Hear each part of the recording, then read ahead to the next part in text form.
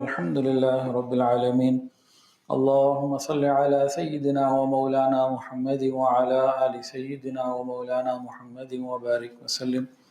اللهم صل على سيدنا ومولانا محمد وعلى آل سيدنا ومولانا محمد وبارك وسلم. اللهم صل على سيدنا ومولانا محمد وعلى آل سيدنا ومولانا محمد وبارك وسلم. الحمدللہ اکتوبر 2008 مہد الفقیر جنگ اجتماع میں، نقشبندی اجتماع میں حضرت جی نے خلافت دی اور پھر فرمایا کہ کام شروع کریں. میں تو ایک تاجر تھا، دکان پہ بیٹھتا تھا، چائنا ہر 3 مہینے بعد 4 مہینے بعد جانا. کینوڈ کی ڈسٹریبیوشن تھی. میں تو سر سے پیر تک کاروباری تاجر آدمی تھا، تو یہ ذمہ داری مل گئی. پھر حضرت اس بات کی اجازت نہیں دی کہ میں مجلس ذکر نہ کروں یا بیان نہ کروں. تاکید ہی فرمایا کہ مجلس ذکر بھی ہو، بیانات بھی ہوں. خیر، چاہتے نہ چاہتے کام شروع ہو گیا، لوگ بیعت ہونا شروع ہوئے. تو الحمدللہ ایک اچھی بڑی تعداد میں لوگ بیعت ہیں، لیکن دیکھنے میں یہ آتا ہے کہ سال ہر سال ہو گئے ہیں. کچھ لوگ ایسے ہیں، بڑی تعداد ایسی ہے متعلقین میں، مریدین میں، جو کئی سالوں سے بیعت ہیں، لیکن ان کو تصوف کے آداب کا، اصول کا اور اس راستے کی تفصیلات کا نہیں پتہ ہوتا. آتے ہیں، رسمی طور پر بیعت ہو جاتے ہیں، شوق سے بیعت ہوتے ہیں. پھر بہت تھوڑے ہیں جو اس میں اسباق کرتے ہیں اور چیزوں کا خیال رکھتے ہیں. ایک تو وہ لوگ جو تصوف کو اچھا سمجھتے ہیں، اور تصوف تو ہے ہی اچھی چیز تصوف، لیکن جو اس میں آگے بڑھ کے بیعت بھی ہو گئے ہیں. ایک تو یہ مقصد ہے کہ وہ لوگ بھی، اب یہ آج سے شروع کر رہے ہیں سلسلہ، تو یہ آگے چند انشاءاللہ وقتاً فوقتاً ہوتا رہے گا کہ جو مشائخ کے آداب ہیں، طریقت کے آداب ہیں، یہ بھی ذکر میں آئیں. تو کتابوں میں تو ہیں، میں کہتا رہتا ہوں کتابیں پڑھیں، لیکن شاید لوگ نہیں پڑھتے. تو ذرا اس کو انشاءاللہ تعالیٰ کھول کے بیان کریں گے انشاءاللہ تعالیٰ. تو ایک تو وہ لوگ جو آلریڈی ہیں. پھر دوسرا ایک وہ طبقہ ہے معاشرے میں جو مغربی میڈیا سے اور بہت ساری دوسری چیزوں سے متاثر ہو کر ادب آداب سے بالکل دور چلا گیا، بہت دور چلا گیا. اس بیچارے کو پتہ ہی نہیں، اس کے علم میں ہی نہیں ہے. اب ان کے سامنے جب یہ باتیں اور ایسی باتیں آئیں تو وہ مذاق بھی اڑا دیتے ہیں. وہ کہتے ہیں یہ کیا ہے بھائی، کیونکہ وہ ریشنل اینڈ لاجیکل ہیں. وہ کہتے ہیں ہم نے عقل کی بنیاد کے اوپر، لاجک کی بنیاد پر معاملات کرنے. تو بھائی تصوف کی ان باتوں کو ریشنل اور لاجیکل کیسے بیان کیے جائے، اس کے لیے بھی انشاءاللہ تعالیٰ میں کوشش کروں گا کہ نوجوان ذہن جو ہے وہ بھی ساتھ ساتھ تیار ہوتا رہے، اور اس کے ذہن میں جو غلط چیزیں چلی گئی ہیں، راسخ ہو گئی ہیں، وہ بھی صاف ہوں، وہ بھی کلیئر ہو. تو یہ سب چیزیں ہیں کہ بھئی اس کو بیان کیا جائے. بیعت ہونے کا مقصد کیا ہے؟ ایک ہی مقصد ہے کہ اللہ تعالیٰ کے ساتھ نسبت کو، تعلق کو مضبوط کیا جائے. اللہ تعالیٰ کے ساتھ اپنے تعلق کو، اپنی نسبت کو مضبوط سے اضبط، بہت سے زیادہ کیا جائے، جتنا کوئی کر سکتا ہو وہ کیا جائے. پھر ہمارے ہاں خانقاہوں میں، تصوف میں ایک اصطلاح یوز کی جاتی ہے، ٹرم یوز کی جاتی ہے، نور نسبت. ہر سالک کو، سالک کسے کہتے ہیں؟ سلوک پہ چلنے والا، جو بیعت ہو گیا، جو چاہتا ہے کہ ذکر کے راستے میں آگے چلے، تصوف کے راستے میں آگے چلے، تو سالک مرد کو کہیں گے، سالکہ عورت کو کہیں گے. سالکین جمع کا صیغہ ہے. تو ہر سالک کو، سالکین کو یہ چاہیے کہ وہ تمنا بنا کے مانگے، یا اللہ ہمیں موت سے پہلے نور نسبت عطا فرما دے. نور نسبت ایک ایسی چیز ہے تمنا بنا کر مانگنی چاہیے اور حاصل کرنی چاہیے، اس کے لیے فکر اور کوشش کرنی چاہیے. ایک چیز ہے خلافت. خلافت یہ انتظامی درجے کی چیز ہے، یہ ہرگز نہیں مانگنی چاہیے. اگر کوئی شخص اس لیے بیعت ہو، اس لیے مراقبے کرے، ذکر اذکار کرے کہ مجھے خلافت مل جائے، تو یہ تصوف فی شرک ہے، یہ جائز نہیں ہے. بیعت ہونا، ذکر اذکار، مراقبے اللہ کی رضا کے لیے کرنا تو ہے، کسی اور کے لیے کیا تو غیر اللہ کہا گیا نا، پھر وہ نہیں. تو نور نسبت، اب اس کی تفصیلات ساتھ ساتھ آئیں گی. تو ہم آج یہ سمجھتے ہیں کہ نسبت کیا ہے. اور اس کے حساب سے کچھ میں بیان تو شروع ہو چکا ہے، نسبت کی تفصیلات شروع کرنے سے پہلے کچھ لاجیکل پوائنٹس بھی میں ڈسکس کر دوں، پھر آگے ہم چلیں گے۔ آج کل کیا ہوتا ہے کہ اگر کسی صوفی صاحب کا، کسی اللہ والے کا، کسی بزرگ کا کوئی واقعہ بتا دیا جائے تو جو چیز کو نہیں سمجھتے اس کا مذاق اڑا لیتے ہیں۔ ابھی میں ایک دو واقعات ایسے سناؤں گا جس کو اگر پہلے نہ سمجھاؤں تو کچھ لوگ مذاق اڑا لیں گے۔ جو پکے ٹھکے صوفی ہیں وہ تو عش کریں گے، خوش ہو جائیں گے، لیکن نوجوان ذہن یا وہ ذہن جس کو تصوف کے بارے میں اتنی اطلاعات نہیں ہے، وہ اس کا مذاق اڑا سکے، یہ کیا کر رہے ہیں بھائی؟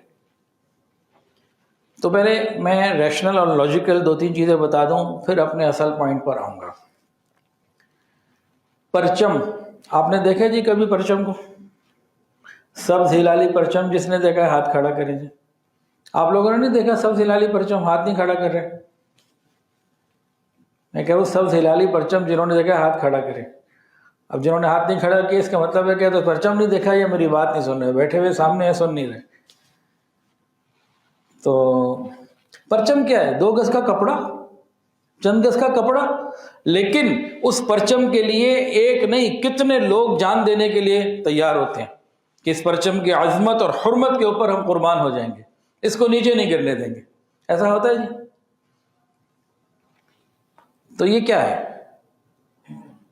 اگر تصوف میں کوئی یہ کہہ دے کہ بھئی شیخ کا ادب، تو بھئی اس پرچم کا تعلق ایک ملک سے ہے، ایک قوم سے ہے، اور شیخ کا تعلق حضور پاک صلی اللہ علیہ وآلہ وسلم سے ہے، دین سے ہے، اللہ تعالیٰ سے ہے۔ تو اگر اس کا ادب ہو سکتا ہے تو اس کا ادب کیوں نہیں ہو سکتا؟ ایک اور بات لے لیجئے، کسی بھی مشہور ترین کھلاڑی کا جوتا اگر وہ نیلام کرے تو لاکھوں کروڑوں ڈالر میں بک جائے۔ کسی بھی فاحشہ، کوئی بہت مشہور ہالی ووڈ ڈالی ووڈ کی کوئی ایکٹریس ہو، وہ اپنا پرس نیلام کرنا چاہے، اس پہ اس کے سائن ہو، اس کا استعمال شدہ ہو، کسی مشہور فلم میں اس نے پہنا ہوا ہو، وہ اس کو لوگوں کی زیارت کے لیے رکھے تو ہزاروں لاکھوں لوگوں کا مجمع لگ جائے، اس کو خریدنے کے لیے لوگ منہ مانگی قیمت بھی دینے کے لیے تیار ہو جائیں۔ کوئی کرکٹر ہے، اس کا بیٹ اس نے سائن کر کے دیا ہوا ہے، وہ بیٹ ہے جس سے اس نے ڈبل سینچری کی تھی 2020 کے کپ میں، اس نے جناب ریکارڈ بنایا تھا اس بیٹ سے۔ اس بیٹ کو کیا ایسے چھوڑ دے گا کوئی؟ کیا خیال ہے؟ تو بھائی جس کے ہاں کرکٹر کی عزت ہے، جس کے ہاں کرکٹ کی یا کسی فاحشہ کی عزت ہے، کسی کے ہاں کسی اور ایسے بندے کی جو مشہور سیلیبریٹیز میں اس کے جوتے کی عزت ہے، تو جب کسی فاحشہ کے پرس کی، کسی کھلاڑی کے جوتے کی، کسی کھلاڑی کے بلے کی اہمیت ہو سکتی ہے، تو اللہ کے بندوں، اللہ کے نیک اور پیارے بندوں کے استعمال شدہ چیز میں کیا رکاوٹ آ گئی؟ اس کا تعلق کدھر ہے؟ تو ہاں جی حسیب بھائی، یہ کچھ لاجیکل باتیں ہو گئی نہیں ہو گئی؟ کیا خیال ہے آپ کا؟ یا آج کے نوجوان کو باتیں سمجھ میں آ جائیں گی نہیں آئیں گی؟ ٹھیک ہے، اب یہ چند باتیں کر کے نا، اب اس میں اور بہت ساری باتیں ہیں، بس آہستہ آہستہ کریں گے، ساری تو باتیں ابھی مشکل ہوگی نا، ہم اپنے پوائنٹ پہ بھی آئیں۔ ہاں جی، تصوف میں جب بات ہوتی ہے کہ نسبت کیا ہے، تو نسبت ایک چیز کا کسی دوسری چیز کے ساتھ خصوصی تعلق قائم ہو جانا۔ نسبت کسے کہتے ہیں؟ کسی ایک چیز کا کسی دوسری چیز کے ساتھ خصوصی تعلق کا قائم ہو جانا، انمٹ تعلق کا، یعنی گہرے تعلق کو نسبت کہتے ہیں، گہرے لگاؤ کو کہتے ہیں۔ اور یاد رکھیے، اس تعلق اور اس گہرے لگاؤ کی وجہ سے اشیاء کی، چیزوں کی قیمت میں فرق آ جاتا ہے۔ جب بھی کوئی ادنا چیز اعلیٰ چیز کے ساتھ اپنے تعلق کو جوڑ لے گی، یعنی نسبت بنا لے گی، اس کی ویلیو بہت ہائی ہو جائے گی، بہت ہائی ہو جائے گی۔ دیکھیں آپ مجھے بیٹ لا کے دیں، میں اس سے کھیلوں، اس کی کیا ویلیو ہوگی کرکٹ کی دنیا میں؟ وہی آپ آج کل کون سے بڑا مشہور پلیئر ہے جی ہمارا؟ بابر اعظم۔ وہی بابر اعظم اس سے کھیلے اور اس سے جناب سینچری کر لے، تو دونوں بیٹوں میں فرق ہوگا کہ نہیں ہوگا؟ میرے ہاتھ میں بیٹ ہے تو اس کی کوئی ویلیو نہیں ہوگی، بابر اعظم یا اس طرح کسی کھلاڑی کے ہاتھ میں بیٹ ہوگا تو اس کی کیا ویلیو ہوگی؟ جن کے نزدیک کرکٹ کی ویلیو ہے دنیا میں ہے۔ تو بھائی اسی طریقے سے کسی ادنا چیز کے ساتھ نسبت انسان کو ادنا کر دیتی ہے، اعلیٰ چیز کے ساتھ نسبت انسان کو اعلیٰ کر دیتی ہے۔ تو دنیا کی تمام نسبتیں جتنی چاہے بڑی کیوں نہ ہو جائیں، ہم ایمان والوں کے نزدیک دین کی نسبت ان تمام نسبتوں سے اونچی ہے۔ ہم ایمان والوں کے نزدیک، مسلمانوں کے نزدیک جناب رسول اللہ صلی اللہ علیہ وآلہ وسلم کی مبارک ذات کے ساتھ نسبت ان تمام چیزوں سے اونچی ہے۔ ہمارے نزدیک اللہ رب العزت کے ساتھ جو نسبت ہے وہ ان تمام نسبتوں سے اونچی ہے۔ کوئی گیند، بلہ، کوئی جوتا، کوئی پرس اس کا مقابلہ نہیں کر سکتے۔ تو نسبت کسے کہتے ہیں؟ کسی چیز کے ساتھ گہرے تعلق کو، انمٹ تعلق کو، مضبوط تعلق کو نسبت کہتے ہیں، اور نسبت کی وجہ سے ویلیو بدل جاتی ہے۔ اب اس کی مثالیں لے لیجئے۔ میں نے عرض کیا کہ آج کا ایک بیان نہیں ہے، یہ انشاءاللہ تعالیٰ ٹائم ٹو ٹائم چلتے رہیں گے، 15-20 بیانات انشاءاللہ اللہ نے چاہا تو ہوں گے۔ اس میں تصوف، نسبت اور شیخ کے آداب، طریقت کے آداب، یہ ساتھ ساتھ چلتے رہیں گے، اور انشاءاللہ ہم کھل کے اس کو بیان کریں گے کہ ہمارے سامنے یہ بات آ گئی کہ کسی فاحشہ کا پرس کروڑوں میں بک سکتا ہے، تو اللہ والے کی جوتی پر اس سے ہمارے نزدیک تو اچھی ہے بھائی، ہم اپنے حساب سے بات کریں گے نا جی۔ ایک کارخانے میں نا ایک بھٹا ہے، 2 اینٹیں تیار ہوئیں، دونوں کی قیمت ایک جیسی، دونوں کا ویٹ سیم، کلر ایک جیسا، مضبوطی ایک جیسی، ایک وقت میں تیار ہوئی، ایک ہی مزدور نے اس کو تیار کر کے رکھا۔ ایک خریدار آیا، اس نے دونوں کو خرید لیا اور ایک جگہ پہنچا دیا، وہاں مسجد بن رہی تھی۔ کیا بن رہا تھا؟ مسجد بن رہی تھی۔ اب مسجد میں ایک اینٹ لگی ٹوائلٹ میں اور ایک اینٹ لگی صحن میں مسجد کے، اینٹیں آئی نا، تو ایک اینٹ لگ گئی مسجد کے صحن میں اور ایک لگ گئی بیت الخلاء میں۔ اب دیکھیں ان دونوں اینٹوں کی ہر چیز ایک جیسی ہے، لیکن نسبت میں فرق آ گیا۔ جو مسجد کے صحن میں لگی وہاں پہ ماتھا ٹیکنے کے لیے بھی خوشی سے تیار، اور جو ٹوائلٹ پہ لگی وہاں جوتی پہن کے جاتے، ننگے پیر جانے کو نہیں تیار۔ تو نسبت کا فرق آ گیا نا۔ تو نسبت کس کے ساتھ ہے ویسی ویلیو ہو جائے گی۔ اعلیٰ چیز کے ساتھ نسبت، بندے کی ویلیو اعلیٰ، ادنا چیز کے ساتھ نسبت ویلیو نیچے۔ پھر اس کائنات میں دین سے، رسول اللہ صلی اللہ علیہ وآلہ وسلم سے اور اللہ تعالیٰ سے زیادہ کوئی عظیم چیز ہے ہی نہیں، کوئی چیز نہیں۔ تو جس چیز کی نسبت ادھر ہو، کیا کہنے اس چیز کے، اس کے کہنے کیا ہے جی؟ کچھ نہیں۔ اچھا جی، کتنی بڑی زمین اللہ نے بنائی، کتنی بڑی، ماشاءاللہ، کیا یہ ساری زمین جنت میں جائے گی؟ نہ۔ کیا صرف ریاض الجنہ جنت کا ٹکڑا ہے وہ جائے گا جنت میں؟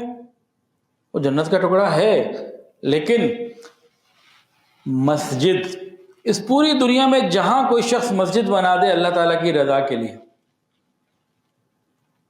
زمین کا ٹکڑا ویسے بیکار پڑا ہوا تھا، گدھے کتے بھی وہاں چلتے تھے، لوگ بھی جوتوں کے ساتھ چلتے تھے، کھیت تھا فضول پڑا ہوا تھا، کسی نے اس کو خرید کے صاف ستھرا کیا، ہم ایک مسجد بنا دی۔ اب حدیث کے مطابق دنیا کی تمام مسجدیں قیامت کے دن بیت اللہ شریف کے ساتھ جڑ کے جنت کا حصہ بن جائیں گی، جنت میں چلی جائیں گی۔ تو باقی بھی تو زمین ہے، یہ بھی تو زمین ہے، لیکن اس زمین کو کیا نسبت مل گئی؟ اللہ تعالیٰ کے ساتھ نسبت۔ اس نے اس کی ویلیو کو کم کر دیا، بڑھا دیا، بہت بڑھا دیا، یہ اللہ کا گھر بن گیا، نسبت اونچی ہو گئی، اس زمین کا تعلق اللہ کے ساتھ ہو گیا۔ ارے جب زمین کا تعلق اللہ کے ساتھ ہو جائے تو زمین کی اتنی ویلیو، اور جن بندوں کا تعلق اللہ کے ساتھ، اللہ کے رسول کے ساتھ، اللہ کے دین کے ساتھ ہو جائے، ان کی کتنی ویلیو ہوگی بھی۔ اور آگے چلتے ہیں۔ کوئی گتا پڑا ہوا ہے یہاں پہ؟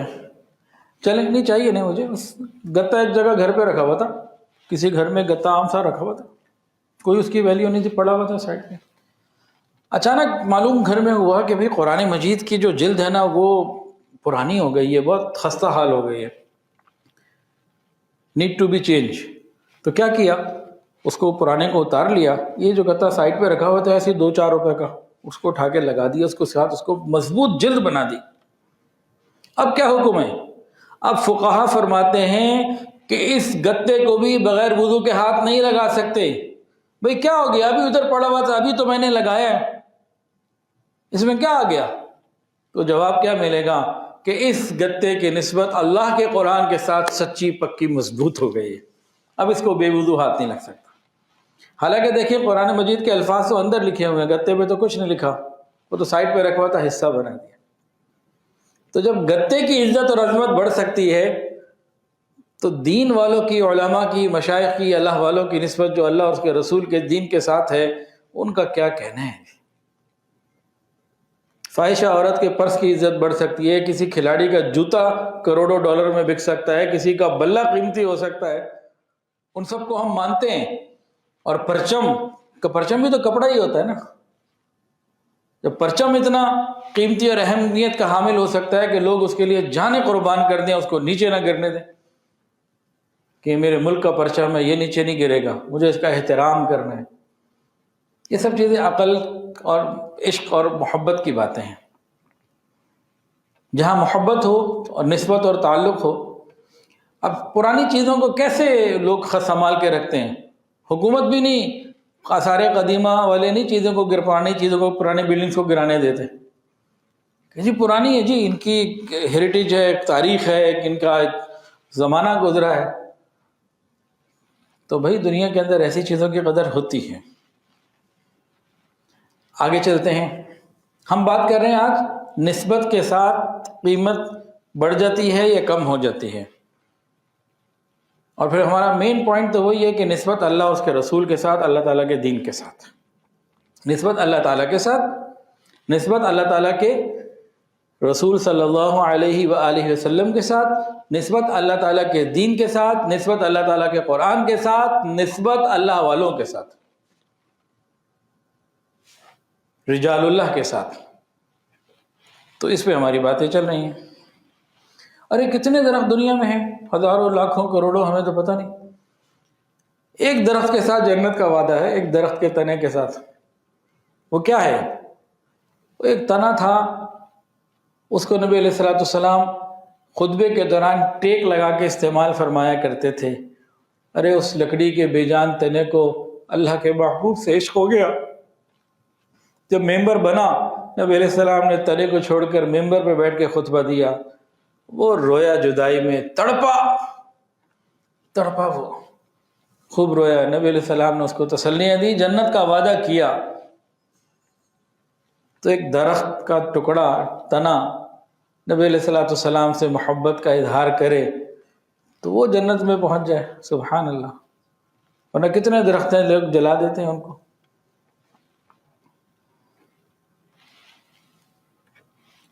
کہ تو چلو درخت ہے. کتا کتنی بری چیز ہے ہمارے معاشرے میں، اس کو اچھا نہیں سمجھا گیا. انگریزوں کو اچھا اس لیے لگتا ہے کہ ان کو اچھی چیزیں اچھی نہیں لگتی، اس لیے کتا ان کو مل گیا، ورنہ شریعت نے تو اس کو پسند نہیں کیا. لیکن اصحاب کہف کے کتے کے بارے میں آتا ہے کہ اس نے نیک لوگوں کی سنگت، ان کی صحبت پکڑ لی، ان کے ساتھ پکا ہو گیا، وہ اپنی نسبت کو جوڑ لیا. اللہ تعالیٰ اس کتے کو بھی جنت عطا فرمائیں گے. تو یہاں کتنے مشائخ سے میں نے سنا ہے، حضرت پیر حافظ ذوالفقار احمد نقشبندی دامت برکاتہ العالیہ سے بھی میں نے سنا. حضرت فرماتے ہیں کہ جب ایک کتے کو اللہ والوں کے ساتھ، نیک لوگوں کے ساتھ نسبت پر جنت مل سکتی ہے، تو کوئی انسان اگر دین کے ساتھ، دین والوں کے ساتھ، علماء کے ساتھ، اللہ والوں کے ساتھ، مسجد مدرسے کے ساتھ، خانقاہوں کے ساتھ اپنی نسبت کو جوڑے گا تو اس کو بھی تو جنت ملے گی انشاءاللہ. تو ہمیں چاہیے کہ ہم نسبت کو سمجھیں، پھر اعلیٰ سے اعلیٰ نسبت کو قائم کریں. ٹھیک ہو گیا؟ صرف قائم ہی کرنی ہے یا لحاظ بھی رکھنا ہے؟ اس کا لحاظ بھی کرنا ہے. اور صرف لحاظ رکھنا ہے، قدر بھی کرنی ہے، قدر بھی کرنی ہے. نسبتوں کا لحاظ بھی رکھنا ہے، نسبتوں کی قدر بھی کرنی ہے.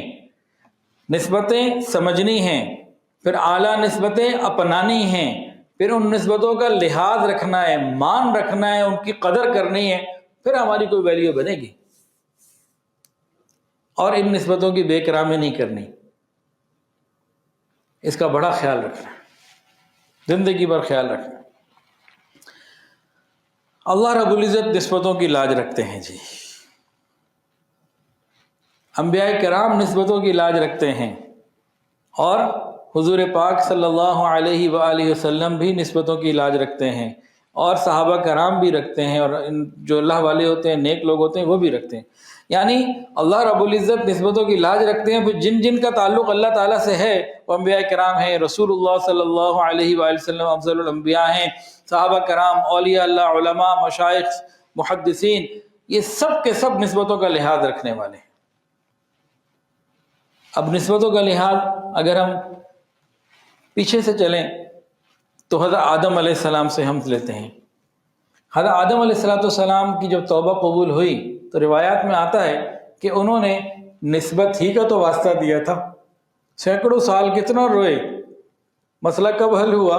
جب رسول اللہ صلی اللہ علیہ وآلہ وسلم کی نسبت کا اللہ تعالیٰ کو وسیلہ دیا، واسطہ دیا، معاملہ آسان ہو گیا۔ تو نسبت کا تعلق تو حضرت آدم علیہ السلام سے شروع ہو رہا ہے، اور یہ تو اس وقت کی بات ہے جب دنیا میں انسان نہیں تھے، لیکن جب دنیا ختم ہو جائے گی، سب کچھ سمیٹ دیا جائے گا، قیامت کا دن قائم ہوگا،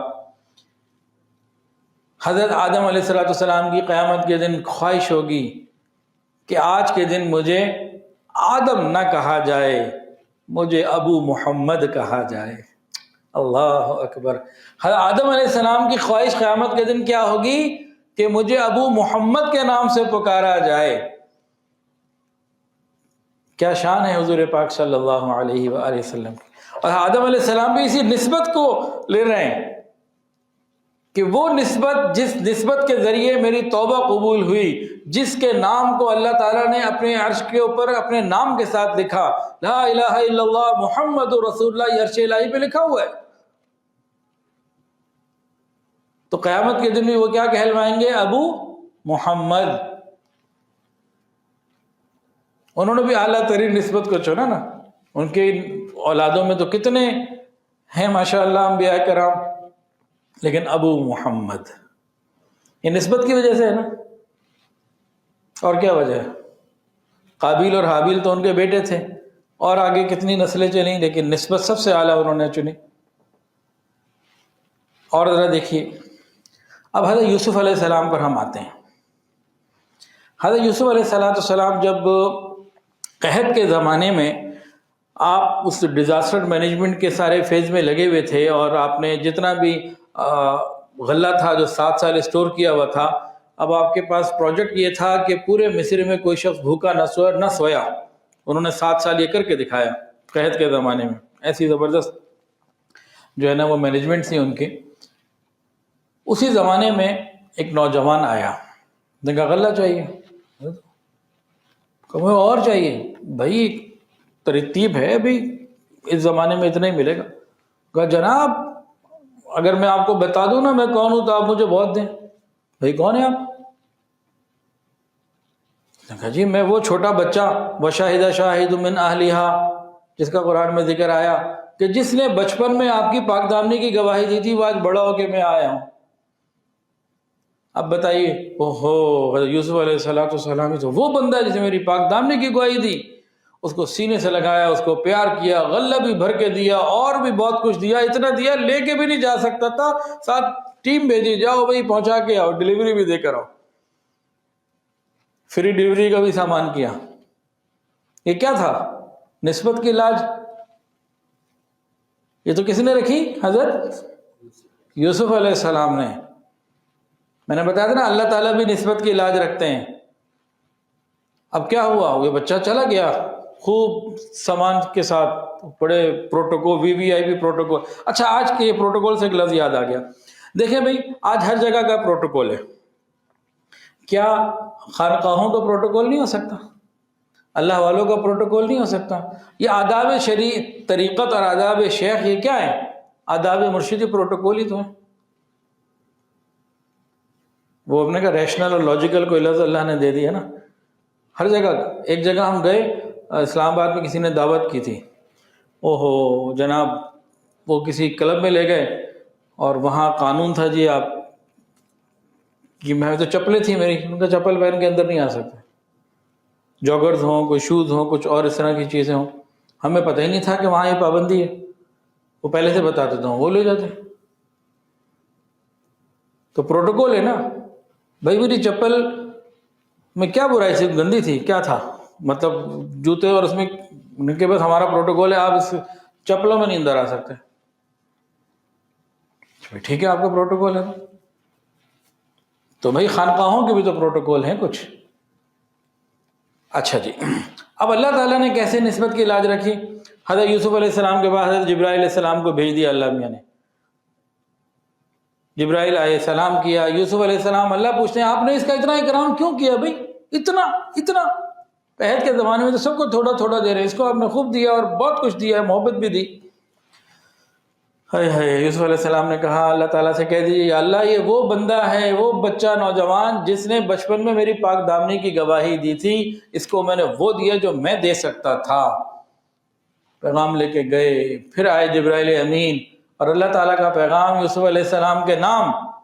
اے جبرائیل آپ نے اس کو وہ دیا جو آپ دے سکتے تھے، اس نے آپ کی پاک دامنی کی گواہی دی تھی. یوسف گواہ رہنا، اے یوسف گواہ رہنا، قیامت کے دن جو میری وحدانیت کی توحید کی گواہی دیتا ہوا آئے گا اس کو میں وہ دوں گا جو میری شان کے مطابق ہوگا. نسبت کی لاج. تو ہمارا جب بندے کا اللہ کے ساتھ توحید کا تعلق ہو، بندہ اللہ تعالیٰ کے ساتھ کسی کو شریک نہ کرے، نہ ذات میں نہ صفات میں، نسبت بن گئی. اللہ اسی نسبت کی لاج رکھنے کا فرمان ہے. اللہ ہمیں توحید خالص عطا فرمائے.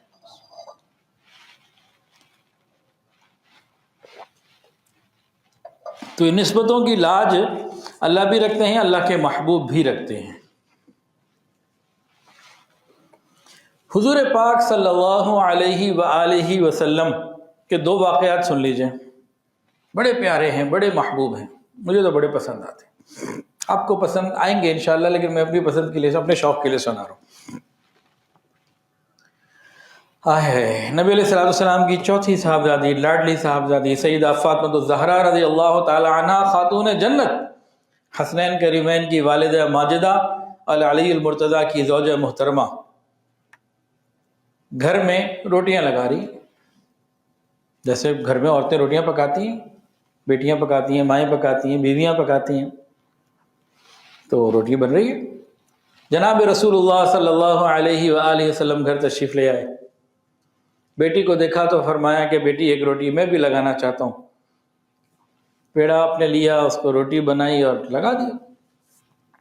تندور میں روٹی لگ گئی، تندور جو بھی چیز تھی روٹی لگ گئی. اب بی بی فاطمہ باقی ساری روٹیاں تیار ہو گئیں تو عرض کیا ابا حضور ساری روٹیاں تیار ہوئی، ایک نہیں، ابھی تو کچی کی کچی ہے، اس کو کچھ نہیں ہو رہا، یہ نہیں پک رہی. نبی علیہ السلام مسکرائے، فرمایا کہ فاطمہ جس روٹی کو محمد کا ہاتھ لگ گیا اسے آگ کیسے جلائے گی؟ اس روٹی کو میرے ہاتھ لگے ہوئے آگ نہیں اسے جلا سکتی. آگ نے بھی نبی علیہ السلام کے ہاتھوں کی نسبت کا احترام کیا. وہ تو اللہ نے کروایا نا. حضرت ابراہیم علیہ السلام کو بھی آگ سے اللہ نے بچایا، تو اس کو بھی اللہ نے بچایا. یہ تعلق جو تھا کہ بھئی اس کو نہیں جلانا، بھئی یہ بھی نسبت ہی ہے نا. حضرت انس رضی اللہ تعالی عنہ، یہ بھی بڑا عاشقانہ پہلو ہے. حضرت انس رضی اللہ تعالی عنہ، گھر میں مہمان آ گئے، کھانا لگایا گیا. باندی سے کہا، باندی تولیہ لے کر آئی. تولیہ میلا تھا. مہمان کے سامنے جب میلا تولیہ گیا تو حضرت انس کو غصہ ہے، یہ کیا کر رہی ہو ابھی تم؟ اس نے فوراً واپس لیا. سامنے ایک جگہ آگ جل رہی تھی، اس آگ جلتی ہوئی آگ میں تولیے کو ڈال دیا اور 1 منٹ بعد نکالا، جھاڑا اور لا کے مہمان کو دے دیا. مہمان نے دیکھا تولیہ گرم ہے لیکن صاف، کوئی میل شیل نہیں. مہمان حیران پریشان کہ یہ کیا ماجرا، تولیہ ایسے دھلتا ہے، ایسے صاف ہوتا ہے، یہ کیا ہے؟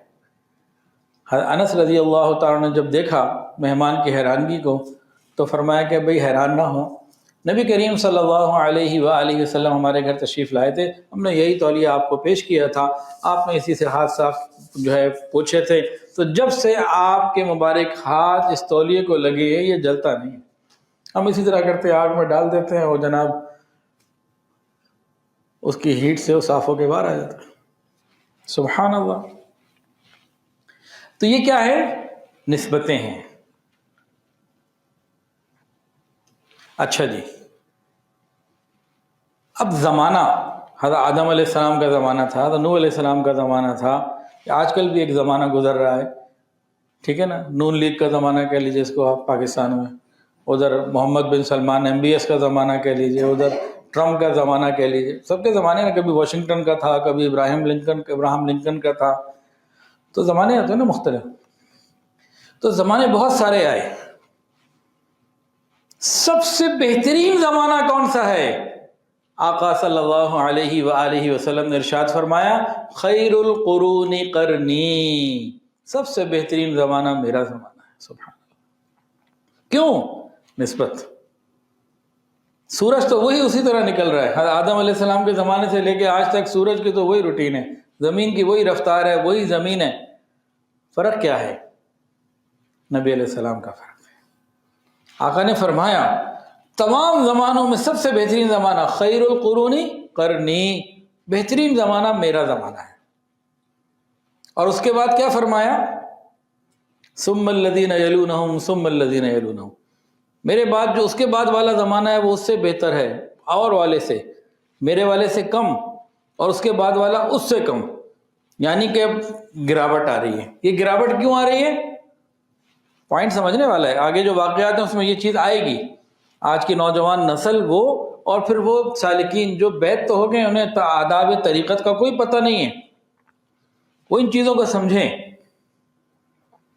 نبی علیہ السلام نے کیا پوائنٹ دیا؟ آپ نے پوائنٹ یہ دیا کہ سب سے بہترین زمانہ میرا ہے، پھر اس کے بعد والا اس سے نیچے درجے کا، اس سے بعد والا اس سے نیچے درجے کا.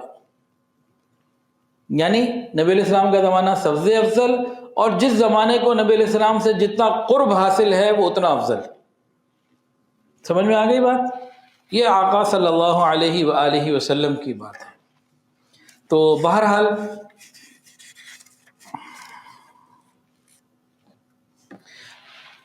قرآن مجید کے اندر ایک صورت ہے والعصر، قسم ہے زمانے کی. اس میں ایک تفسیر یہ ہے، بعض مفسرین نے کہا اس زمانے سے مراد رسول اللہ صلی اللہ علیہ وآلہ وسلم کا زمانہ ہے، بعض نے یوں فرمایا. پھر نبی علیہ السلام کی عمر مبارک کی قسم اللہ نے فرمائی لعمرک، قسم ہے آپ کی عمر کی،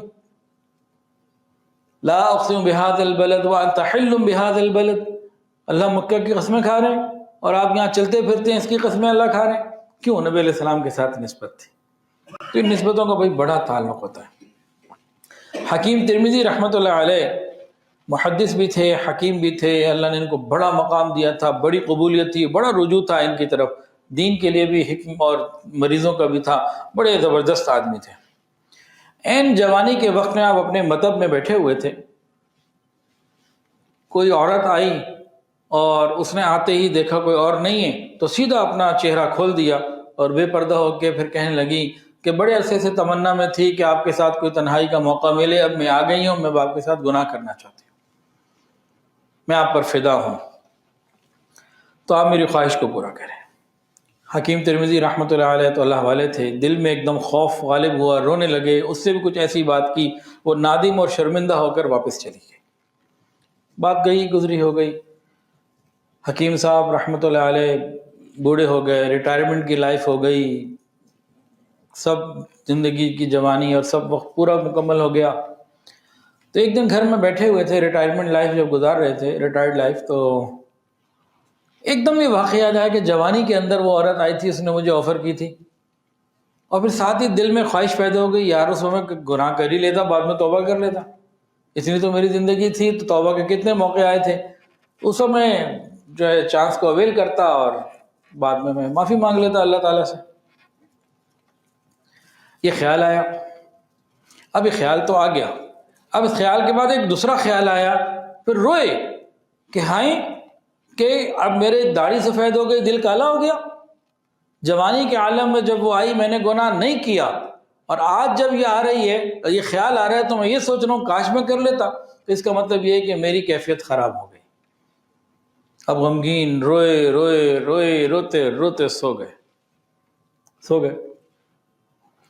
اللہ اکبر. خواب میں نبی کریم صلی اللہ علیہ وآلہ وسلم کی زیارت نصیب ہوئی. سچے لوگ تھے نا. آقا نے پوچھا کہ کیوں روتے ہو؟ کہا جوانی کے اندر آفر آئی، میں نے منع کر دیا، خوف خدا اتنا تھا، اب میں سوچ رہا ہوں کاش کہ میں نے یہ کر لیا تو یہ خیال کیوں آیا گناہ کا؟ اس کا مطلب یہ کہ دل میں کام سیاہی آ گئی، میں تو خراب ہو گیا، تو اس لیے میں بڑا پریشان ہوں. اب آقا نامدار حضرت محمد مصطفیٰ احمد مجتبیٰ سرکار دو عالم صلی اللہ علیہ وآلہ وسلم نے ان کو تسلی دی اور فرمایا کہ نہیں، بات اصل میں یہ نہیں ہے، تمہاری جوانی کے زمانے کو میرے زمانے کے ساتھ قربت تھی، اب دوری زیادہ ہو گئی ہے، یہ اس کا فرق ہے. نبی علیہ الصلوۃ والسلام نے ان کو یہ لاجک دی اور وہ مطمئن ہو گئے. اللہ اکبر کبیرہ. یہ نسبتوں کا احترام بڑی سعادت کی چیز ہے. اللہ ہمیں نسبتوں کا احترام عطا فرمائے. نسبتوں کا احترام بہت بڑی چیز ہے، بہت بڑی چیز ہے.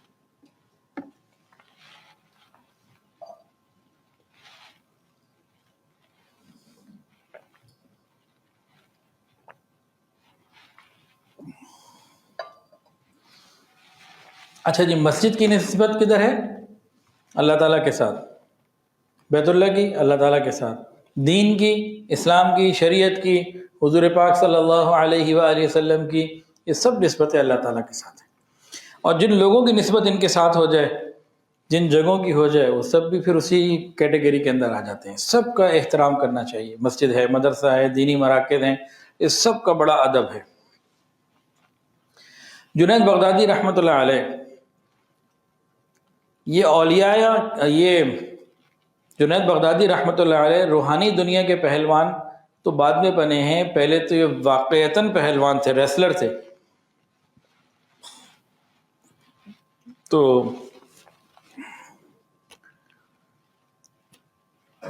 اور رائل ریسلر تھے، عام بھی نہیں تھے، عام ریسلر نہیں تھے، رائل فیملی کے ریسلر تھے، شاہی ریسلر. اچھا جی، ایک عام سے، ایک کانگڑی سے بندے نے، کمزور سے بندے نے چیلنج دے دیا میں جنید بغدادی کو گرا سکتا ہوں. اب جناب بادشاہ کو پتہ لگا، تو میں اس طرح اسٹوری کو، واقعے کو شارٹ کر کے سنا رہا ہوں. دن طے ہو گیا. اب ایک طرف وقت کا مانا ہوا پہلوان، زبردست قسم کا پروفیشنل پہلوان، پروفیشنل ریسلر، ایک طرف بیچارہ جس کو روٹی بھی پوری نہیں مل پاتی، وہ کمزور سا بندہ مقابلے کے لیے آ گیا. اب مقابلہ کیا ہونا تھا؟ یہ تو ذرا سا ہاتھ بھی مارتے تو وہ پسلیاں ہل جانی تھی، نیچے گر جانا تھا. اب مقابلہ شروع ہوا. وہ جو کمزور سے آدمی تھے وہ آئے قریب اور جنید بغدادی کو ایسے انداز میں کہا کہ باقی لوگوں کو نہ پتہ لگے کہ بھئی میں سادات ہوں، نبی علیہ السلام کی اولاد میں سے ہوں، گھر میں بیٹیاں بھوکی ہیں اور گھر میں مسائل ہیں، وسائل نہیں ہیں. تمہیں اللہ نے اتنا دیا ہوا ہے، تم ایک ریسلنگ ہار جاؤ گے، مجھے انعام مل جائے گا، میرا کچھ بن جائے گا، تو تمہیں نبی کا واسطہ دیتا ہوں، نسبت کا واسطہ دیا. اب یہ جنید بغدادی رحمۃ اللہ علیہ کے لیے بہت بڑا مسئلہ تھا کہ پورا کیریئر داؤ پہ لگ سکتا تھا کہ ایک بہت بڑا پہلوان، جیسے کوئی بہت بڑا بیٹسمن ہو اور وہ کسی عام بولر سے نہیں، ویسے ہی کسی بچے کی بال سے آؤٹ ہو جائے، یا کوئی بہت بڑی ٹیم، ویسے کوئی کرکٹ کی بہت بڑی ٹیم ہو اور فٹ بال کی ٹیم سے وہ کرکٹ میں ہار جائے. تو اس طرح کی بات سمجھ لیں کہ تو کیریئر داؤ پہ لگ جائے گا، عزت اور سب کچھ، نام، اور بادشاہ بھی ناراض ہوگا. تو یہ بڑا ایک پوائنٹ تھا، کیا کریں.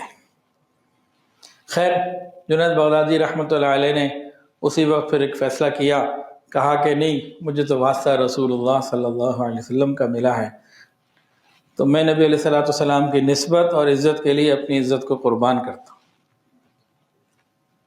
نورا کشتی ہوئی، وہ کمزور سے آدمی ان کے اوپر چڑھ گئے، وہ ہار گئے. اب بادشاہ نے تو رسوا کر کے نکال دیا، دفع ہو جاؤ یہاں سے. خاندان، یہ وہ، اور معاشرے میں عزت سب ایک دم زیرو، گھر آ گئے.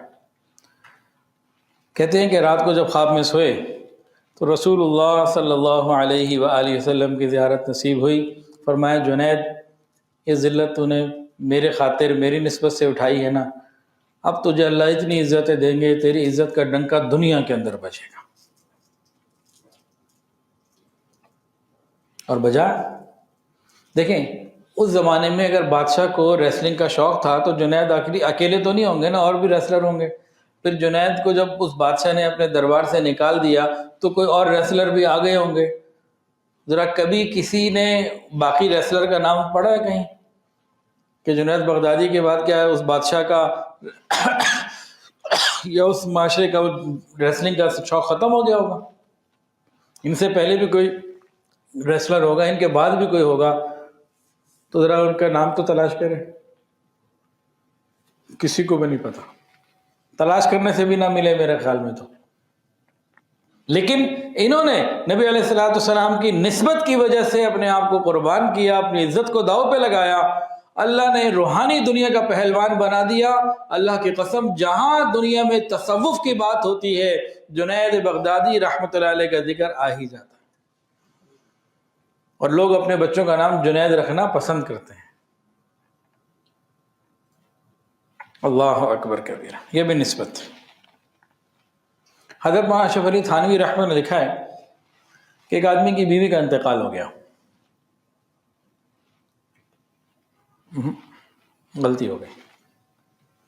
حضرت مولانا اشرف علی تھانوی رحمۃ اللہ نے لکھا ہے کہ ایک آدمی کی بیوی سے کوئی غلطی ہو گئی، اور غلطی کو بڑی تھی. یہ جب اس کو پتہ لگا تو بیوی نے باقاعدہ معافیاں مانگی، شرمندہ ہو کہ بس مجھے ایسی بیویاں کبھی کبھی مل جاتی ہیں کسی کسی کو نا، جو غلطی پہ شرمندہ بھی ہو جائیں، ورنہ غلطی ہمیشہ مرد کی ہوتی ہے تو ہمیں پتہ ہی ہے. لیکن وہ کوئی ایسی بیویاں کم ہوتی ہیں ذرا مارکیٹ میں. اچھا اب وہ جناب معافیاں مانگے. اس نے سوچا میں سزا دوں کہ اس نے بہت بڑا جو ہے نا بلنڈر کیا ہے، اس کو سزا دینی چاہیے. پھر ایک خیال آیا، چھوڑ دیا اس کو، چلو بھی تمہیں معاف کیا، بات ختم ہو گئی. اس بندے کا انتقال ہو گیا. انتقال کے بعد کسی نے اس کو خواب میں دیکھا، پوچھا تمہارا کیا بنا؟ اس نے کہا کہ میری مغفرت ہو گئی اس بات کے اوپر کہ اللہ میاں نے مجھے فرمایا کہ میرے بندے تو نے اپنی بیوی کو صرف اس لیے معاف کیا تھا کہ یہ اللہ کی بندی ہے، اللہ کی بندی سمجھ کے معاف کر دیا تھا، جا میں نے تجھے اپنا بندہ سمجھ کے معاف کر دیا.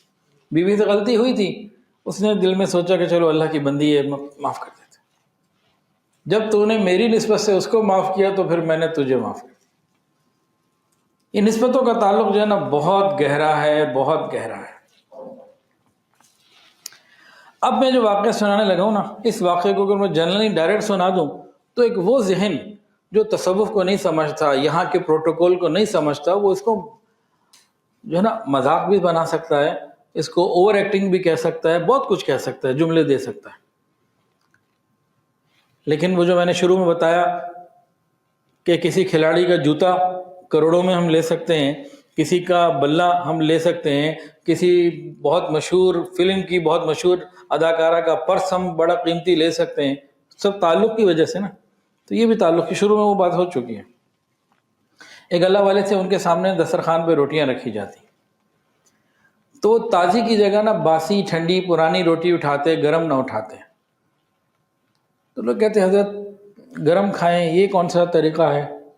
کہتے کہ نہیں بس مجھے وہی چاہیے. تو ایک دن کسی نے پوچھ دیا آخر وجہ کیا ہے جی، ہمیں بتا دیں کوئی. ان کا بات یہ ہے کہ جو پہلے کا کھانا دوپہر کا، صبح کا یا 10 منٹ پہلے کا، جو پہلے کا کھانا ہے یہ نبی علیہ الصلوۃ والسلام کے زمانے سے اس کو قرب زیادہ ہے، بعد والے کو بعد میں، تو میں اس قرب کی وجہ سے پہلے والے کو لے لیتا ہوں. اب یہ عاشقانہ دیکھنے کا انداز ہے، ذوق کی بات ہے، یہ حرام حلال کا مسئلہ نہیں ہے، یہ ذوق ہے اور عاشقانہ ذوق ہے. یہ ذوق صحابہ کرام میں بھی تھا، مختلف ذوق تھے. حضرت عمر فاروق رضی اللہ تعالیٰ عنہ عاقلانہ ذوق، ریشنل لاجیکل. انہی کے سگے بیٹے عبداللہ ابن عمر رضی اللہ تعالیٰ عنہما عاشقانہ ذوق، والہانہ ذوق. دو باپ بیٹے ذوق کا فرق. حضرت عمر فاروق رضی اللہ تعالیٰ عنہ دیکھیں حدود شریعت کے اندر رہتے ہوئے ذوق کی رعایت شریعت نے رکھی ہے اور پسند کیا، ذوق کو ختم نہیں کیا. اگر ہمارا کوئی ذوق، کوئی مزاج، کوئی خواہش شریعت کے خلاف ہے تو ہرگز قابل قبول نہیں ہے، لیکن حدود شریعت کے اندر رہتے ہوئے ذوق کو قبول کیا گیا، اس کی ویلیو ہے بہت زیادہ۔ حرام حلال تھوڑی ہے، یہ ذوق کی بات ہے، خواہش کی بات ہے، حدود کے اندر رہتے ہوئے، جائز حدود میں رہتے ہوئے ٹھیک ہے۔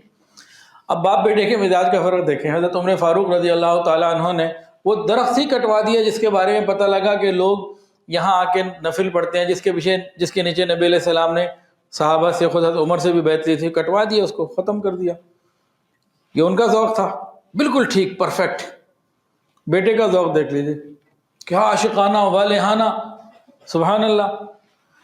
کیسے مدینہ جب جاتے تو انہی راستوں پہ چلتے جہاں جہاں نبی علیہ السلام چلے، جہاں نبی علیہ السلام اسٹے کیا کرتے تو وہیں آپ اسٹے کیا کرتے، پڑاؤ ڈالنا۔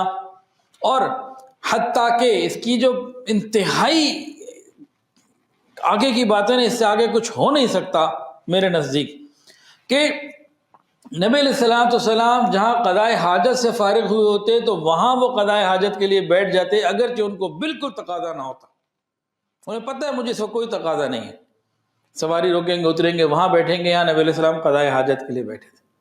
اب یہ شریعت میں مطلوب نہیں ہے، شریعت کا حکم نہیں ہے، لیکن یہ ان کا ایک ذوق ہے، عاشقانہ محبت میں بہت زیادہ، تو ٹھیک ہے۔ اور صحابی رسول ہیں، کوئی عام آدمی تھوڑی ہیں، یہ ذوق کی بات ہے۔ صحابہ کے ذوق میں بہت سارے طریقے تھے۔ نبی علیہ السلام مسجد نبی شریف میں ہیں، مسجد میں کچھ لوگ بیٹھے ہیں، کچھ کھڑے ہیں، جو کھڑے ہیں ان کو آپ نے اجلسو، بیٹھ جاؤ۔ باہر سے لوگ آ رہے تھے، تو دو طریقے کے لوگ تھے، آپ نے یہ واقعہ ضرور سنا ہوگا لیکن اس انداز سے شاید نہ سنا ہو۔ دو طریقے کے لوگ تھے، ایک آتے رہے اندر، انہوں نے کہا کہ یار لاجیکل اور ریشنل جو عقل کی چیز ہے، نبی علیہ السلام سامنے والوں کو کہہ رہے ہیں، راستے والوں کو تھوڑی کہہ رہے ہیں بیٹھ جاؤ، اندر آ گئے تو پرفیکٹ، بالکل بہترین فیصلہ ہے، صحیح غلط ہے؟ صحیح فیصلہ ہے، بہترین فیصلہ ہے۔ انہوں نے کہا کہ بھئی یہ کامن سینس کی بات ہے، اندر والوں کو بٹھا رہے ہیں جو کھڑے ہوں گے، ہمیں تھوڑی کہہ رہے ہیں کہ وہاں بیٹھ جاؤ۔ وہ آ گئے، انہوں نے ٹھیک کیا ہے غلط؟ ٹھیک کیا نا، سب مانتے ہیں۔ ایک صحابی وہیں بیٹھ گئے، بھئی آپ کیوں بیٹھ گئے؟ کہنے لگے نبی علیہ السلام کا حکم ہے اجلسو، بیٹھ جاؤ، اب میں جہاں ہوں میں وہیں بیٹھ گیا، قدم بھی میں آگے نہیں رکھ سکتا، میری کانوں میں آواز آ گئی بیٹھ جاؤ۔ یہ عاشقانہ والہانہ ہے۔ اب اس کو غلط، یہ بھی صحیح ہے وہ بھی ٹھیک ہے۔ اب ان چیزوں کو، ان ذوق کی چیزوں کو سمجھنے کی ضرورت ہے۔ جس طرح صحابہ کرام میں فرق ہے ذوق کا، اسی طرح علماء میں فرق ہے، اور یہ فرق اللہ نے رکھے ہیں، اللہ تعالیٰ نے اپنی نشانیوں میں گنوایا ہے یہ فرق، مزاج کا فرق، زبان کا فرق، کتنی چیزوں کا فرق۔ تو اس ذوق کا فرق بڑی نعمت ہے، ایک تصوف کا ایک ذوق ہے، ایک پروٹوکول ہے۔ یہاں ادب، آداب باقی چیزوں دنیا سے بہت الگ اور نرالے ہیں اور بہت اچھے ہیں، اور سب کی نسبتیں نبی علیہ السلام تک ہی جا کے ملتی ہیں، راستے میں نہیں رک جاتا۔ اچھا، اب حضرت عمر فاروق رضی اللہ تعالیٰ نے ایک طرف تو ذرا کٹوا دیا، ان کے صاحبزادے کا بھی سنا، لیکن دوسری طرف آپ حضرت عمر کی نسبت کا خیال رکھنا، ذرا غور کیجئے۔ ایک ہی بندہ ہے، ادھر حکم اور انداز سے، ادھر محبت کا انداز کچھ اور ہے۔ کیا ہوا؟ حضرت عمر فاروق رضی اللہ تعالی عنہ نے ایک موقع آیا کہ بہت سارے صحابہ کرام کا باقاعدہ ایک مشاہرہ، یعنی کہ آپ سمجھ لیجئے کہ ان کو ایک الاؤنس جو ہے نا، ماہانہ یا سالانہ، ان کا طے کیا کہ یہ دینا ہے۔ اصحاب بدر کا سب سے زیادہ رکھا، اہل بیت کا سب سے زیادہ رکھا، تو نسبتوں کا لحاظ رکھا۔ لیکن یہاں پوائنٹ جو ذکر کرنا ہے وہ صرف دو لوگوں کا کمپیریزن۔ ایک ان کے سگے بیٹے، کن کے؟ امیر المومنین کے، رائل فیملی کے ہو گئے نا، امیر المومنین کے بیٹے، شہزادے ہو گئے، حضرت عبداللہ ابن عمر رضی اللہ تعالی عنہما، ان کا کم رکھا، اور اسامہ بن زید رضی اللہ عنہ کا زیادہ رکھا۔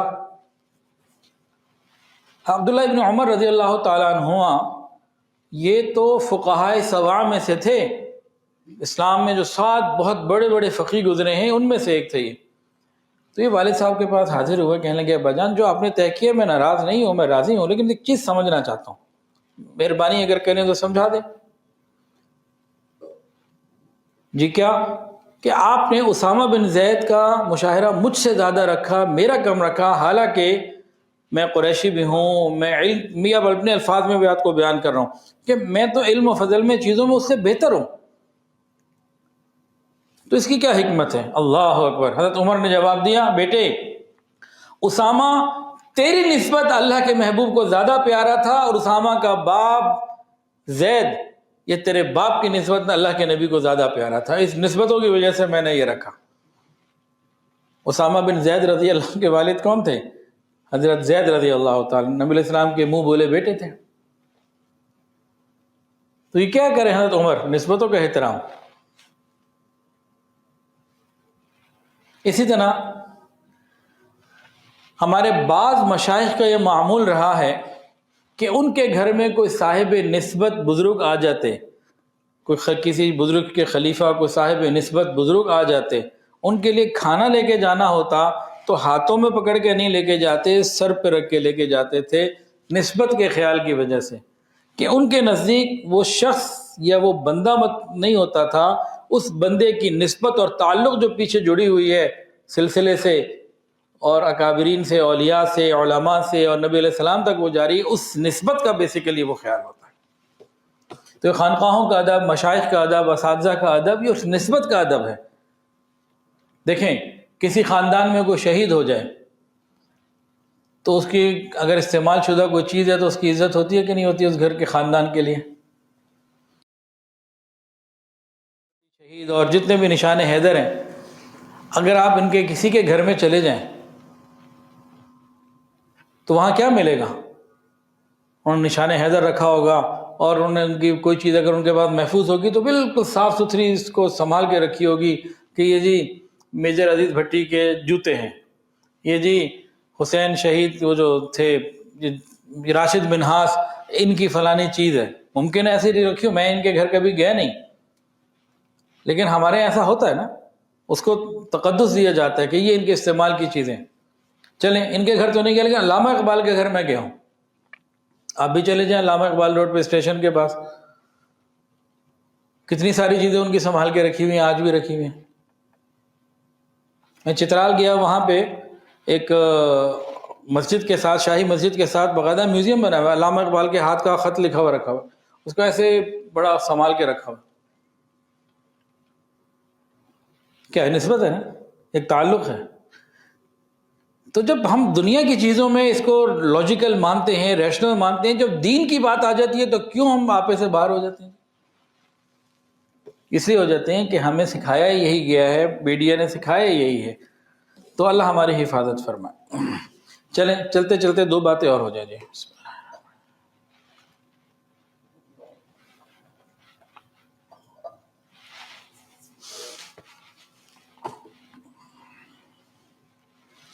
دو اعلان ہیں جی بیٹا، ان دونوں کے آپ نے کلپ بھی بنانے ہیں انشاءاللہ تعالی۔ ایک اعلان تو یہ ہے کہ لاہور کا جو نقشبندی اجتماع ہے جو آس اکیڈمی میں ہوتا ہے انشاءاللہ تعالی، پچھلے سال کی طرح اس سال بھی ہو رہا ہے، 27 اور 28 دسمبر 2025۔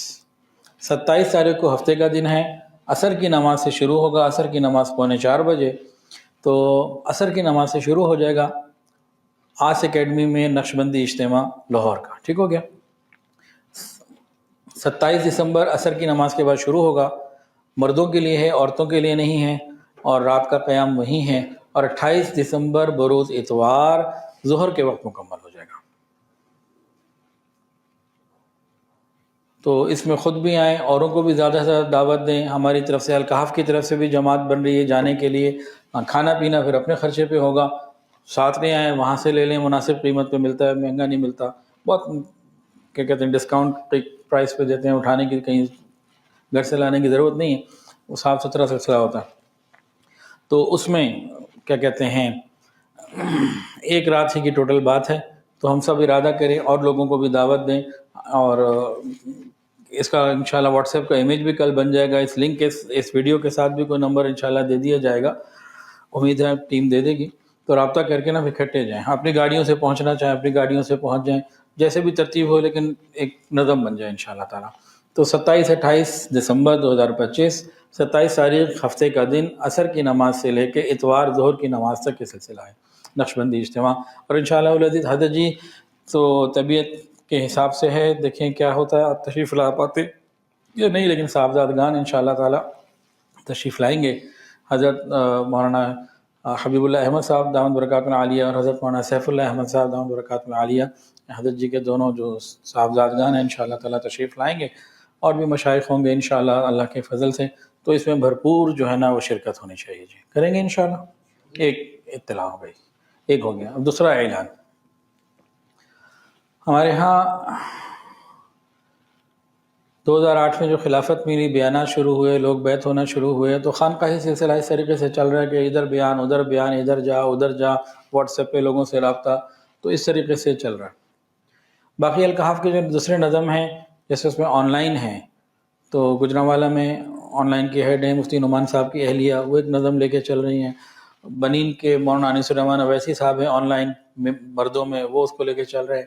ادھر آن سائٹ میں آ جائیں تو اس کو میری اہلیہ اس گھر میں جو بنات کا مدرسہ چل رہا ہے اس کو لیڈ کر رہی ہیں. پھر باقی برانچز ہیں، تو ہر جگہ کا کوئی ذمہ دار ہے، ایک سسٹم کے ساتھ چل رہا ہے. ہیڈ آفس میں آئی ٹی ڈپارٹمنٹ ہمارے حسان بھائی ہے، وہ لے کے چل رہے ہیں، لیڈ کر رہے ہیں. دارالقرآن جو ہے حفظ ناظرہ اور گردان اور وہ معاملات جو ہے اسکول، وہ حمزہ بھائی اس کو لیڈ کر رہے ہیں، ایک پورا نظم ہے. ویلفیئر کا شعبہ ہے، وہ امجد بھٹی صاحب، عمر لیاقت صاحب اور یہ حضرات ہیں، اس کو سب لے کے چل رہے ہیں. تو ہر جگہ ایک مناسب نظم ہے. تو خانقاہی سلسلہ جو ہے نا وہ ایسا تھا کہ بس وہ صرف میں اکیلے ہی اور ایسا جیسا بھی تھا. اب اس کو نا الحمدللہ ہم نے چند دنوں سے کچھ مشاورت کی ہے اور اس کو آرگنائز کر رہے ہیں. تو اس میں حافظ عبدالسبحان صاحب ہیں اور مولانا دلگیر خان صاحب ہیں، یہ دو حضرات ہیں، اور بھی کچھ لوگ ہیں. تو اس کو مل جل کے ہم باقاعدہ اور بہتر کریں گے کہ بھئی بدھ والے دن یہاں کی حاضری، اتوار والے دن کی حاضری، اور بالخصوص شب تزکیہ کی حاضری، یہ جو ہے نا سب کی بہتر بھی ہو، اور پھر اور اس میں مشورے کے ساتھ جو بہتری ہم لا سکیں گے اس کو بھی ذرا آہستہ آہستہ آرگنائز کریں گے. سیکھتے جائیں گے، سمجھتے جائیں گے، تو یہ بھی ذرا اور بہتر ہو جائے گا. تو اس کو پہلے انشاءاللہ لاہور کے لیول پہ کریں گے، پھر کراچی گجرانوالہ بھی انشاءاللہ تعالی اللہ ہمت دے، آسانی فرمائے، تو اس کو بھی دیکھتے ہیں کہ کیسے اس کو بہتر کیا جائے. اللہ تعالیٰ سے دعا اللہ مدد فرمائیں گے. تو شب تزکیہ جو ہے وہ ہر مہینے الحمدللہ ہمارے لاہور الکحف ہیڈ آفس میں ہوتی ہے، صرف مردوں کے لیے ہوتی ہے. اس مہینے کی 13 دسمبر کی رات ہے، اس مہینے 13 دسمبر کی رات ہے. تو یہ اس کا کیا کہتے ہیں واٹس ایپ گروپ میں اطلاع آ جائے گی. غالباً یہ مغرب میں شروع کریں گے یا عشاء میں، اور فجر تک رہے گی انشاءاللہ تعالیٰ. اس کو بھی ہو تو پہلے سے بھی رہی ہے، لیکن اب اس کو ذرا بہتر اور مزید اس میں آرگنائز کرنے کے اعمال کی پابندی اور سارا کچھ شیڈیول وغیرہ بنائیں گے انشاءاللہ تعالیٰ. اور رات کو روٹی شوٹی بھی ہوگی انشاءاللہ تعالیٰ. تو کوئی ترتیب اس کی ہے کہ ذرا اچھا ہو جائے کہ ایک رات ہم ایسی مہینے میں گزار لیا کریں جو ہمیں اللہ کے قریب کرنے میں مددگار ہو، ہمارے گناہوں کی توبہ کرنے کا ہمارے پاس موقع ہو، قیامت کے دن اللہ کے ہاں حاضری سے پہلے محاسبے کا موقع ہو، کوئی ذکر اللہ کی فکر ہو جائے، کوئی ایسا اپنے اندر جو برے اخلاق ہیں وہ کھل کے سامنے تو آئیں، میں ہوں کیا، اچھے اخلاق اندر آئیں، برے اخلاق نکلیں. ایک روحانیت کا سفر، تعلق اللہ کا سفر، ففروا الی اللہ، اللہ تعالیٰ کی طرف دوڑنا. اللہ تعالیٰ فرما رہے ہیں یا ایھا الانسان ما غرک بربک الکریم، تجھے کس نے دھوکے میں ڈال دیا ہے اپنے کریم پروردگار سے. تو اپنے کریم پروردگار کی طرف تعلق کو دوبارہ مضبوط کرنا، نسبت کے نور کو حاصل کرنا، تو اس کے لیے پورے مہینے میں صرف ایک رات یہ درکار ہے. تو جو اہل لاہور ہیں تو وہ بالکل آئیں اور کوشش کریں انشاءاللہ. جیسے آپ نے فرمایا کہ اس کے ریکارڈ ہونے چاہیے، تو میرا جی میں آپ کا جو سوال پورا ہو گیا نا، اب جواب میں عرض کر رہا ہوں. بدھ کا بیان ہوتا ہے، ریکارڈ بھی ہوتا ہے، آن لائن بھی جاتا ہے، اتوار کا بھی ہوتا ہے. یہ تو ہفتے کے 2 بیان میرے چل رہے ہیں. شب تزکیہ میں کسی وقت ہو جاتا ہے اور کسی وقت رہ جاتا ہے، ایسا نہیں ہے کہ ہمیشہ نہیں ہوتا، کسی وقت ہو جاتا ہے کسی وقت نہیں ہوتا، لیکن آئندہ سے انشاءاللہ تعالیٰ ہر ریگولر ہوا کرے گا انشاءاللہ تعالیٰ. تو بعض دفعہ یہ ہمارے کچھ جو ٹیم ہے یہ بھی کہیں مصروف ہوتی ہے، تو چیزیں آتی جاتی رہتی ہیں انشاءاللہ تعالیٰ. تو وہ کوشش کریں گے انشاءاللہ تعالیٰ. لیکن جو تصوف کے اندر بات ہے نا، کیا کہتے ہیں ترقی کی، یہ آن لائن نہیں ہو سکتی جی. اس کے لیے آن سائٹ بیٹھنا اور وقت دینا پڑتا ہے. یہ سینہ بسینہ چلتا ہے. عورتوں کا معاملہ الگ ہے. مستورات کا معاملہ الگ ہے، مردوں کے لیے معاملہ الگ ہے۔ مردوں کے لیے تو کہ جی آن لائن ہم نے سن لیا، گھر بیٹھ کے دیکھ لیا اور اس میں رات میں شریک ہو گئے، نہ یہ کوئی بات نہیں ہے۔ مردوں کے لیے آنا، عورتوں کے لیے پردے کے معاملات ہیں تو ان کے لیے تو آنا ہے ہی نہیں نا، تو وہ تو ہمارے ہاں شب تذکیہ میں کوئی ترتیب ان کی نہیں ہے، وہ پھر اپنے گھر میں رہتے ہوئے کریں۔ تو آن لائن انشاءاللہ جیسا حضرت فرما رہے ہیں کریں گے انشاءاللہ تعالیٰ۔ تو جی حسیب بھائی آپ بھی سن لو، ٹھیک ہے نا، تو اللہ تعالیٰ خیر فرمائیں گے۔ تو دونوں اعلان ہو گئے جی۔ شب تذکیہ انشاءاللہ ہر مہینے ہوا کرے گی، اور وہ جو ہے آس اکیڈمی کا اجتماع سال میں ایک دفعہ کا ہے۔ مراقبہ کر لیجئے، تھوڑی دیر آنکھوں کو بند کر لیجئے، سروں کو جھکا لیجئے، یہ خیال کر کے بیٹھیے کہ اللہ تعالیٰ کی طرف سے رحمت آ رہی ہے، میرے دل میں سما رہی ہے، میرا دل کہہ رہا ہے اللہ اللہ اللہ۔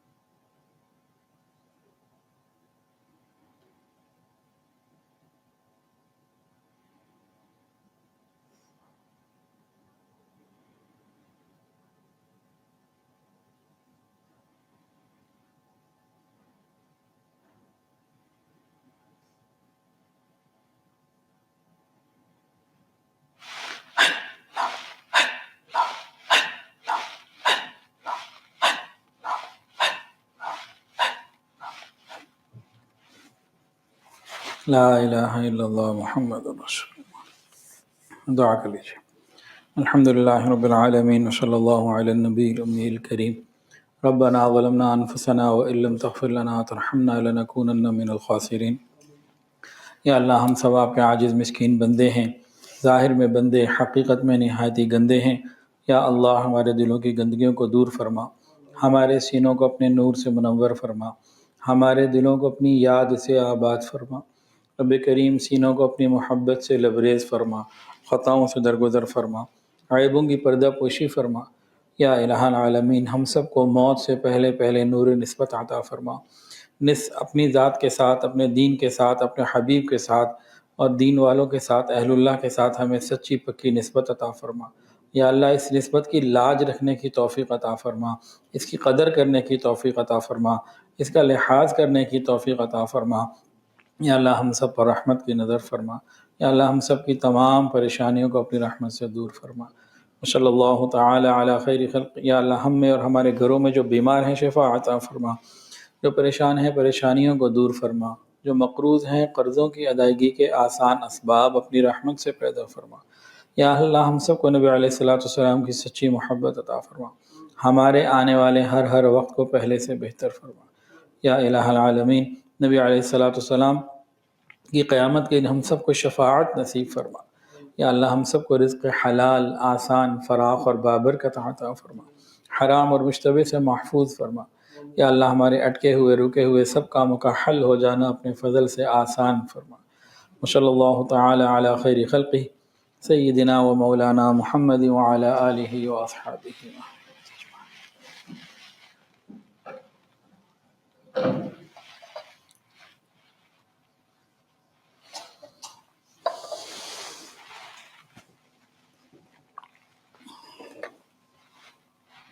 سوشل میڈیا پر سب سے قدیم اور سب سے ریلائبل برانڈ www.darsequran.com